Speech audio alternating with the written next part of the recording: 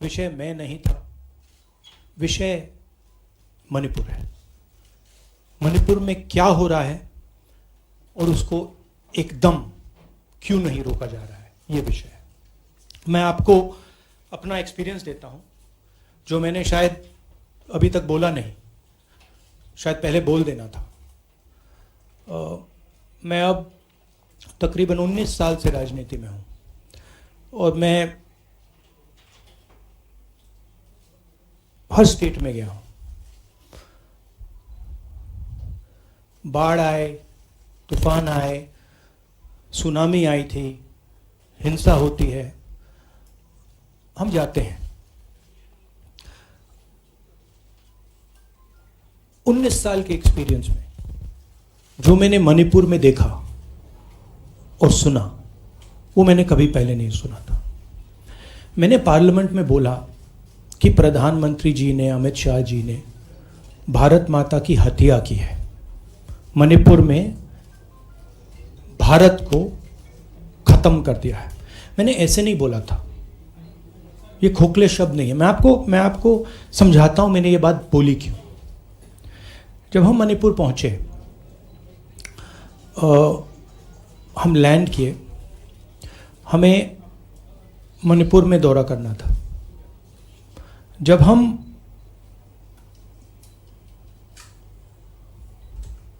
मेते एरिया में गए, हमें साफ कहा गया था कि अगर आपकी सिक्योरिटी डिटेल में कोई भी कुकी होगा, उसको आप यहां मत लाइए क्योंकि हम उसको मार देंगे।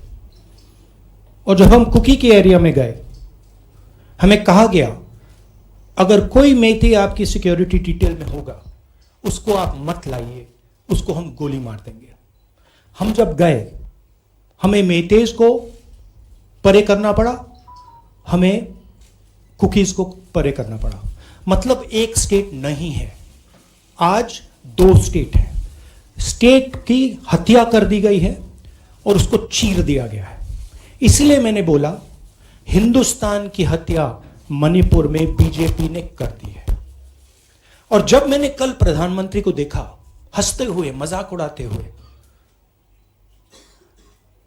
मैं समझ नहीं पा रहा था कि हिंदुस्तान का प्रधानमंत्री इस प्रकार से कैसे बोल सकता है। प्रधानमंत्री को यह पता नहीं लग रहा है कि हमारे देश में क्या हो रहा है। छोड़िए, नहीं जाना चाहते हैं, उसके भी कारण हैं, शायद मैं बता नहीं सकता हूं आपको, उसके कारण हैं। मगर अगर जा नहीं सकते हैं तो मणिपुर के बारे में बोले तो। हिंदुस्तान की आर्मी, आप सब जानते हो, सेना को आप जानते हो, जो मणिपुर में हो रहा है, हिंदुस्तान की सेना उसको 2 दिन में रोक सकती है, 3 दिन नहीं लगेंगे। अगर हिंदुस्तान की आर्मी को कहा गया कि यह तमाशा बंद करो, 2 दिन में यह तमाशा, ड्रामा बंद हो जाएगा। प्रधानमंत्री मणिपुर को जलाना चाहते हैं, आग बुझाना नहीं चाहते हैं। यह है सच्चाई। अब आप अपने सवाल पूछिए। Would you like me to say it in English? I watched the Prime Minister of India yesterday speaking for 2 hours, laughing, joking, लगाing naras in the parliament. The Prime Minister would say one line and the entire BJP would shout another nara. You know, the Prime Minister seems to have forgotten that the state of Manipur is on fire and has been on fire for 4 months. Women and children are dying over there. People are being murdered. Women are being molested, are being raped. And the Prime Minister of India is sitting in the middle of the parliament shamelessly laughing. This is not about Rahul Gandhi. This is not about the Congress party. This is not about the opposition. This is about India. It's about our country. A state has been decimated. It has been destroyed. It does not exist anymore.